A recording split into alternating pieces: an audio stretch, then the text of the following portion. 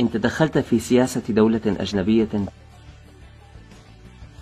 في حرب ثانوية، فإن أكثر قتال له نتائج عكسية وهمجية وغير فعالة القتال على أرض المعركة. تعلمون أن الحرب هي استمرارية لسياسة الدولة. إذا كنت تريد النجاح في تنفيذ سياسة الدولة الخاصة بك وبدأت القتال، فهذه أغبى طريقة تفعلها. أعلى فنون الحرب هو أن لا تقاتل مطلقا، بل هو أن تخرب أي شيء ذا قيمة في دولة عدوك، حتى يأتي الوقت الذي يكون فيه إدراك عدوك للحقائق مختلا لدرجة ألا يراك عدوا له، وأن يكون نظامك وحضارتك وطموحاتك بنظر عدوك هي البديل. إن لم تكن مرغوبة ستكون على الأقل عملية.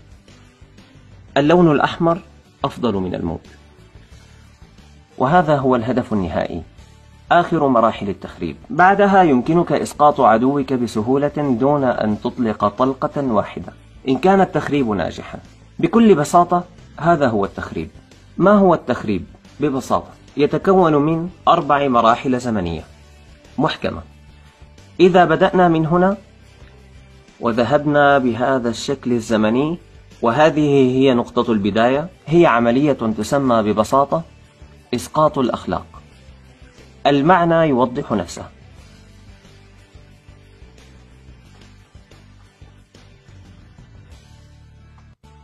تأخذ من 15 إلى 20 سنة لتستطيع تدمير أخلاق مجتمع. لماذا 15 إلى 20 سنة؟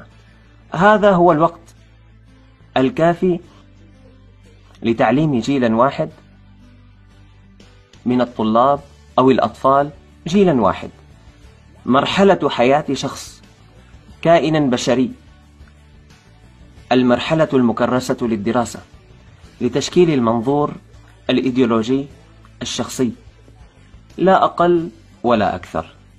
في العادة تأخذ من 15 إلى 20 سنة. Exactly, because of misconception, manipulation of terms. We think that subverter is a person who is going to blow up our beautiful bridges. No, subverter is a student who comes for exchange, a diplomat, an actor, an artist, a journalist like myself was 10 years ago. ومن الواضح أن في كل مجتمع هناك أناس ضد المجتمع، قد يكونون مجرمين بسطاء، من هم في خلاف إيديولوجي مع سياسة الدولة، أعداء ضمير، أو ببساطة شخصيات مضطربة نفسيا وتعادي كل شيء. نعم، وأخيرا هناك مجموعات صغيرة من عملاء الدول الأجنبية يشترون ثم يدعمون ثم يجندون في اللحظة التي تحرك فيها كل هذه الحركات باتجاه واحد. في هذا الوقت تمسك بتلك الحركة حتى تجبر الحركة كل المجتمع إلى الانهيار إلى أزمة. إذن هذا هو بالضبط أسلوب القتال. نحن لا نوقف العدو، بل نسمح له أن يذهب ونساعده على الذهاب في الاتجاه الذي يريد الذهاب إليه. حسنا، في مرحلة تدمير الأخلاق سيكون من الواضح وجود اتجاهات في كل مجتمع تذهب في الاتجاه المعاكس للأخلاق والقيم والمبادئ الأساسية، لاستغلال تلك الحركات للاستفادة منها.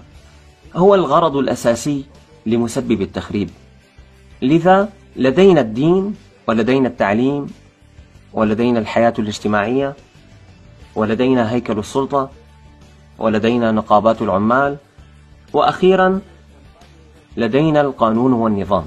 1 2 3 4 5 6. هذه هي المجالات التي يطبق فيها التخريب. ما الذي يعنيه هذا بالضبط؟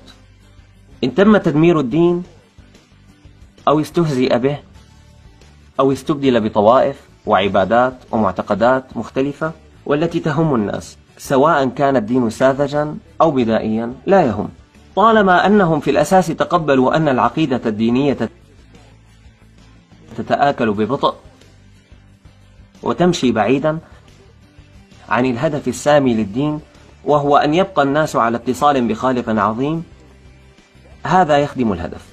ولذلك استبدل المنظمات الدينية المقبولة والمحترمة بمنظمات وهمية. اصرف انتباه الشعب من الإيمان الحقيقي واجذبهم إلى ديانات متنوعة مختلفة. التعليم، اصرفهم عن تعلم شيء بناء واقعي فعال، بدل الرياضيات والفيزياء واللغات الأجنبية والكيمياء. علمهم تاريخ حرب المدن، الغذاء الطبيعي، الاقتصاد المنزلي، الحياة الجنسية، أي شيء طالما أنه يصرفك بعيدا.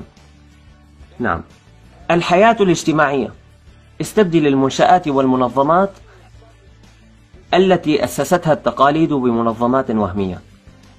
انزع المبادرة من الشعب، انزع منهم المسؤولية من الروابط التي أسست على الوطنية بين الأفراد أو مجموعة من الأفراد أو في المجتمع عامة، واستبدله ببيروقراطية مصطنعة تتحكم بأجسامهم.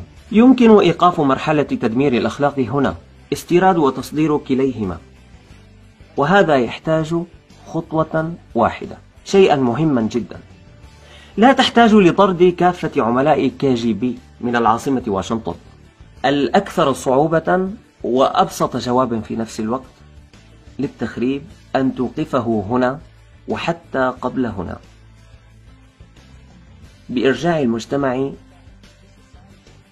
إلى الدين، شيء لا يمكن لمسه ولا أكله ولا ارتداؤه على جسده، لكن شيء يحكم المجتمع ويجعله يتحرك ويحافظ عليه. أفكار المجتمع المتحرك وحفظ البشرية كمجتمع إنساني، كخلفاء أخلاقيين أذكياء من عند الله.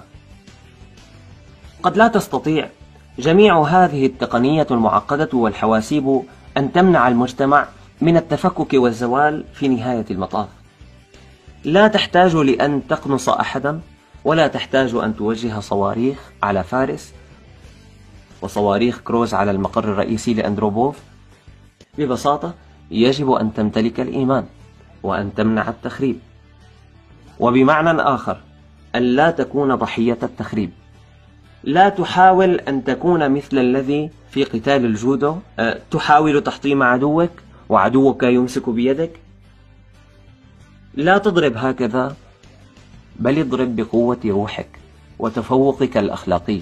إن كنت لا تمتلك هذه القوة فقد حان الوقت لتطويرها، وهذا هو الجواب الوحيد. وشكرا. من المؤمنين رجال صدقوا ما عاهدوا الله عليه، فمنهم من قضى نهبه ومنهم من ينتظر وما بدلوا تبديلا.